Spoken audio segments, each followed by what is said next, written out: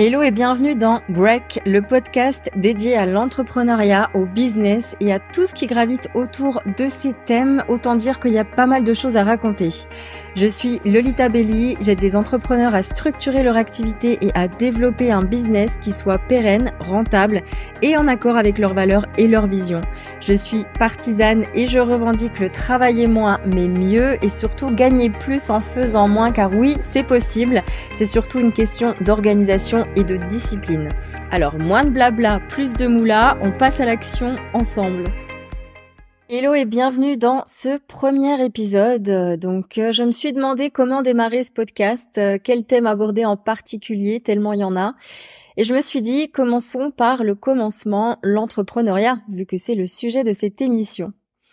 Bon, déjà, dit-on entrepreneuriat ou entrepreneuriat? La formule correcte, c'est entrepreneuriat. C'est une faute courante parce qu'on a l'habitude de voir des mots terminant en aria s'écrire avec un A, comme secrétariat, notariat, partenariat, etc. Mais ce n'est pas le cas pour l'entrepreneur. L'entrepreneur qui est preneur de toute opportunité. Pour vous donner une petite astuce mnémotechnique, donc on dira entrepreneuriat avec EU et non A. Voilà, débat clos, je ferme la parenthèse là-dessus. Donc l'entrepreneuriat, il a le vent en poupe depuis 2020, année dont je n'ai pas besoin de vous exposer les événements. De plus en plus de dispositifs ont vu le jour pour aider et accompagner à la création d'entreprises, et de nombreuses personnes ont souhaité se lancer à leur compte, après notamment avoir eu tout le loisir et le temps de réfléchir et d'introspecter sur leur vie depuis justement cette année charnière pour le collectif. Alors, selon des chiffres de l'INSEE, l'Institut national des statistiques et de l'économie, en 2022, ce sont plus d'1 million, exactement 1 071 900 entreprises qui ont été créées, tous statuts confondus, dont 656 400 d'entre elles sont des micro-entreprises. Il est plus du tout extraordinaire aujourd'hui, à l'ère de notre temps, d'envisager de créer sa propre activité. C'est vraiment en train de s'inscrire dans l'ère de notre époque. Mais l'entrepreneuriat est-il réellement à portée de tout le monde? Quelles sont les compétences à développer pour maintenir son activité à flot le plus longtemps possible? C'est ce dont nous allons parler dans ce tout premier épisode qui va être en plusieurs parties. Donc là, on a la première partie aujourd'hui. Donc au 1er janvier 2023, il faut savoir que le revenu mensuel moyen des micro-entrepreneurs reste inférieur au SMIC, le salaire minimum de croissance fixé à 1 383 € au moment où je vous publie ce podcast. Et on parle de 1 353,07 € net par mois pour le salaire moyen, le revenu mensuel moyen, d'un micro-entrepreneur. Donc, je parle bien, attention, du statut d'entreprise individuelle, anciennement micro-entreprise, anciennement auto-entrepreneur, etc. Et non pas des entrepreneurs qui disposent, par exemple, d'un statut de société. Donc, si je vous dis ça, c'est parce que sur les réseaux sociaux, on a tendance à voir énormément de 10 cas par mois, 200 cas de chiffre d'affaires, etc. Je vais t'apprendre comment faire, blablabla. C'est vraiment loin d'être un échantillon représentatif de la réalité et surtout de la majorité.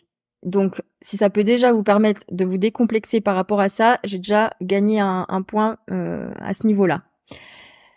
Alors évidemment, il existe autant de profils d'entrepreneurs différents qu'il existe d'activités professionnelles. Elon Musk est un entrepreneur au même titre que le boulanger de votre quartier. Pourtant, on n'est pas dans la même catégorie. Alors, quels vont être quand même les points communs parmi les entrepreneurs qui réussissent? Et par réussir, j'entends ici maintenir une activité le plus longtemps possible avec une courbe de croissance qui tire vers le haut de façon continue pour sans cesse faire évoluer son entreprise. Vous allez voir qu'au final, votre succès ne réside pas dans ce que vous faites en premier lieu, mais d'abord dans qui vous êtes, la personne que vous incarnez jour après jour et qui développe les habitudes dont elle a besoin pour progresser et devenir cette personne qui poursuit et accomplit ses objectifs, ses rêves. Être entrepreneur, c'est donc avant tout un gros travail de fond sur soi. Et donc, je fais encore une petite précision. Je m'adresse principalement aux entrepreneurs et notamment aux micro-entrepreneurs et aux entrepreneurs qui ont choisi ce statut. Il y a certains corps de métier qui subissent ce statut, qui sont obligés de passer en micro-entreprise parce que ils peuvent pas le faire en tant que salariés. Moi, je m'adresse vraiment à ceux qui ont choisi pleinement ce statut-là. Donc pour cet épisode, je vais m'inspirer d'un livre que je vous recommande dans votre bibliothèque dans la section entrepreneuriat. C'est Les 7 habitudes de ceux qui réalisent tout ce qu'ils entreprennent de Stephen R. Covey. Je vous le mettrai dans la description de l'épisode. En tant qu'entrepreneur moi-même depuis 3 ans, une des choses que j'ai pu expérimenter et que je constate aussi au gré de mes échanges avec d'autres entrepreneurs, c'est vraiment ce déconditionnement à opérer entre le paradigme du salariat et celui de l'entrepreneuriat. Je m'explique. On peut avoir tendance à automatiquement calquer des comportements qui appartiennent à une vie de salarié et à les dupliquer dans notre modèle de vie d'entrepreneur. Un exemple tout bête, les horaires. On a l'habitude dans notre société de travailler généralement du lundi au vendredi à des horaires fixes et on peut avoir tendance à garder ce rythme en fait avec sa propre entreprise. Donc c'est toujours ok si ça vous convient et si ça s'aligne au rythme de votre vie personnelle. Ça dépend aussi du secteur dans lequel vous opérez évidemment. Mais si je m'adresse vraiment au cœur de ma cible, qui sont des micro-entrepreneurs avec une activité bien souvent hybride, avec de l'activité en ligne et du présentiel, dans le domaine plutôt du bien-être et du développement personnel, vous pouvez imposer vos horaires comme bon vous semble. Le plus important, c'est de répondre à vos besoins et aussi à ceux de votre clientèle selon votre activité, mais de trouver cet équilibre qui vous convient et qui n'est pas obligé de ressembler à ce que vous faisiez avant en tant que salarié, si toutefois vous l'avez été. Une des premières compétences à avoir ou à apprendre, parce que tout s'apprend, c'est la proactivité. Un entrepreneur qui réussit est un entrepreneur proactif.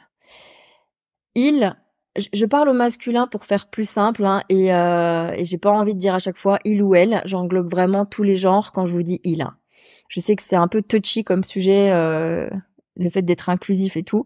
J'ai pas envie de m'embêter avec ça dans mes podcasts. Donc voilà, je ferme cette parenthèse.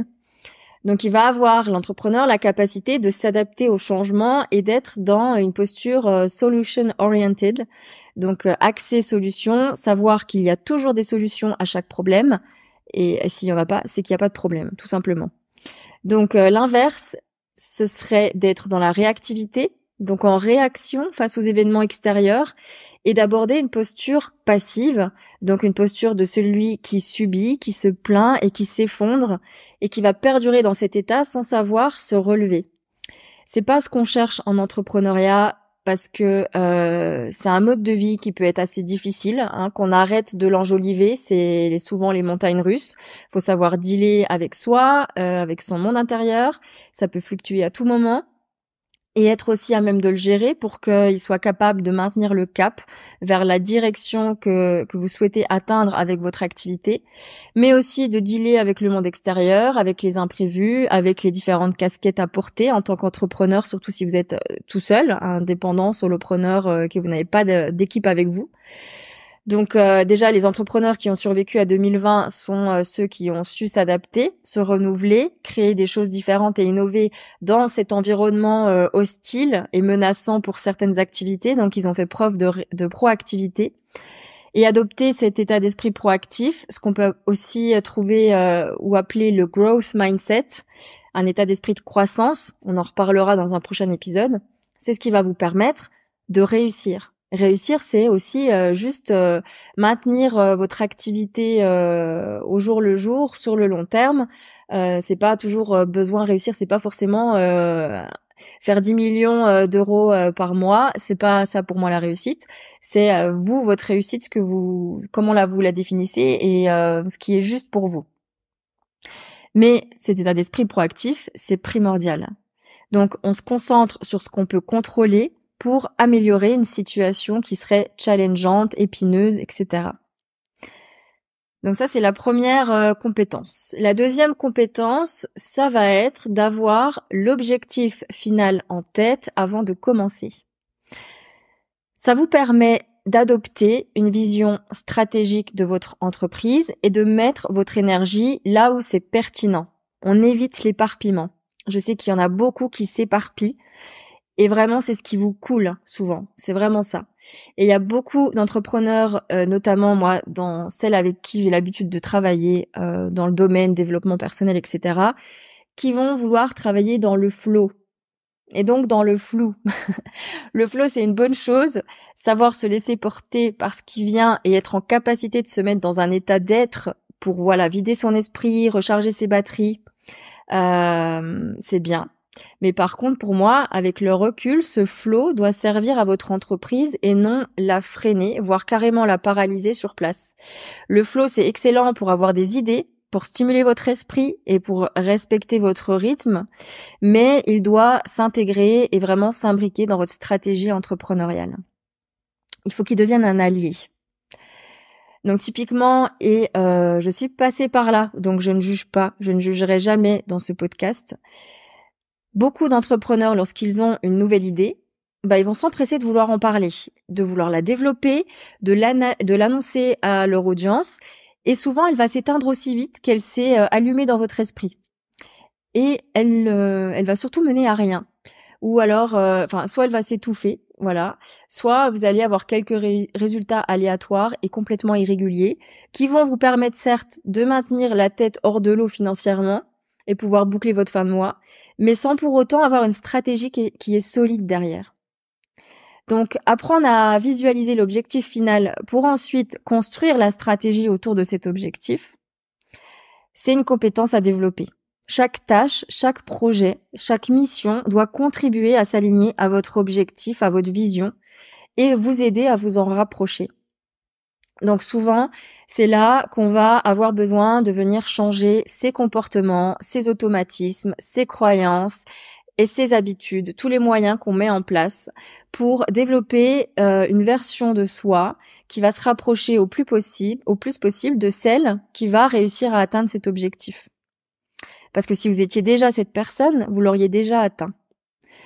Alors pour illustrer, on va prendre par exemple une personne qui a la valeur de la santé assez haute dans sa vie et qui voit qu'elle s'est laissée aller, elle a envie de se reprendre en main pour perdre 10 kilos et se sentir en meilleure santé. C'est vraiment ça derrière l'intention, c'est la santé. Si cette personne, elle ne change pas ses habitudes actuelles, elle va rester au même point. Si aujourd'hui elle estime avoir un surplus de 10 kilos à perdre et que ce n'est pas aligné à sa valeur de santé, c'est qu'elle n'a pas les comportements adéquats pour incarner cette version-là d'elle-même avec 10 kilos en moins qui prend soin de sa santé. Il va donc falloir opérer des changements, des micro-changements petit à petit, pas à pas, pour devenir la personne qui est capable d'atteindre son objectif final. Et de maintenir aussi ce mode de vie. Parce qu'une fois que l'objectif est atteint, le but, c'est pas de revenir en arrière et de devoir recommencer cette étape-là. C'est d'apprendre aussi pendant le processus à vraiment ancrer ces nouvelles habitudes. Donc, c'est pareil avec votre entreprise. Vous voulez peut-être atteindre 10 cas par mois. J'en sais rien. Vous en êtes peut-être à 2000 € net et ça vous fait rêver de pouvoir gagner 10 cas par mois peut-être. Va falloir franchir plusieurs paliers. Parce que ça va pas se faire du jour au lendemain. Et sans doute venir changer votre mode de pensée et certaines de vos habitudes dans votre vie quotidienne. Donc ça, c'était la deuxième compétence, d'avoir l'objectif final en tête avant de commencer. La troisième, et je m'arrêterai ici pour cette première partie, vous découvrirez d'autres compétences dans la partie 2, la semaine prochaine, c'est de faire une chose après l'autre. Et là, on vient toucher la capacité à s'auto-manager. Votre libre arbitre, est-ce que vous en faites? Parce que être entrepreneur, surtout au début, quand on n'a pas forcément de capital ou de revenus suffisants pour déléguer, on doit vraiment porter plusieurs casquettes. Communiquer, la création de contenu, être comptable, être marketeur, graphique, designer, et j'en passe. Il y a beaucoup de tâches à accomplir en somme et on peut soit se sentir confus, soit envahi par l'ampleur de la tâche, soit on se met sur tout et en même temps en mode multitâche, ou on choisit l'option de faire une chose après l'autre. Et on avance beaucoup plus vite quand on fait ça. Donc, Une fois que vous avez votre objectif final en tête et que vous listez les actions à mener pour y parvenir, vous pouvez vous aider de la matrice d'Eisenhower. Je vais vous laisser vous responsabiliser sur ça et faire vos propres recherches pour déterminer. Donc cette matrice, elle va vous permettre de déterminer quelles actions sont urgentes et importantes, lesquelles ne le sont pas, celles qui peuvent attendre, etc.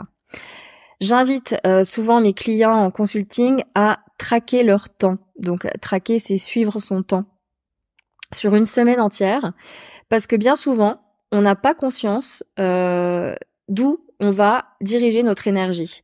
On pense avoir une vague idée, mais dans les faits, on ne sait pas réellement. Je vous en assure. Si vous vous dites « Ah oui, non, mais moi je sais à quoi je passe le plus de temps dans ma semaine », faites quand même cet exercice. Vous verrez que vous allez être surpris de voir à quel point certains pôles de votre activité vous prennent bien plus de temps que vous ne le pensiez et que ce ne sont pas du tout des pôles pertinents pour les résultats que vous allez chercher. Donc, traquer son temps, c'est se rendre compte de la durée de nos activités quotidiennes et si ces activités sont pertinentes et alignées avec l'atteinte de nos objectifs et la concrétisation de notre vision. Moi, j'utilise par exemple Toggle Track. Je vous le mettrai aussi dans la description du podcast. Et franchement, ça m'a fait gagner un temps fou. Ça m'a fait changer certaines choses. Si vous repérez des micro-tâches que vous pourriez automatiser, par exemple, n'hésitez pas à le faire. Ce sera toujours ça en moins à répéter semaine après semaine. Et c'est des minutes et des heures qui sont gagnées et qui vous permettent de jouir encore plus du temps que vous avez. Enfin, moi, je sais que l'entrepreneuriat, pour moi, le but, c'était d'être libre de mon temps. Principalement, donc j'ai pas envie de passer ma journée à travailler comme une dingo, voilà. Mais après chacun ses raisons de s'être lancé. Donc libre à vous d'essayer. En tout cas, sachez que votre mental, il est plus performant et favorable à la concentration lorsque vous mettez votre focus sur une chose à la fois. Donc commencez souvent votre journée par le plus difficile, ce que vous avez envie de moins le faire, parce que c'est là qu'en général on a le plus d'énergie. Ça va vous mettre dans une dynamique de mouvement. Et en général, votre énergie va avoir tendance à décliner au fur et à mesure que les heures vont s'écouler dans la journée, c'est normal. Donc moi je ne crois pas aux multitâches, on en reparlera aussi. Pour moi ça accroît la charge mentale et ça vient réduire la productivité et l'efficacité. Voilà. Donc je vais pas vous laisser sans rien avant de vous quitter. On va se retrouver la semaine prochaine pour le deuxième épisode, la deuxième partie. Donc voici 2 questions sur lesquelles je vous invite à réfléchir.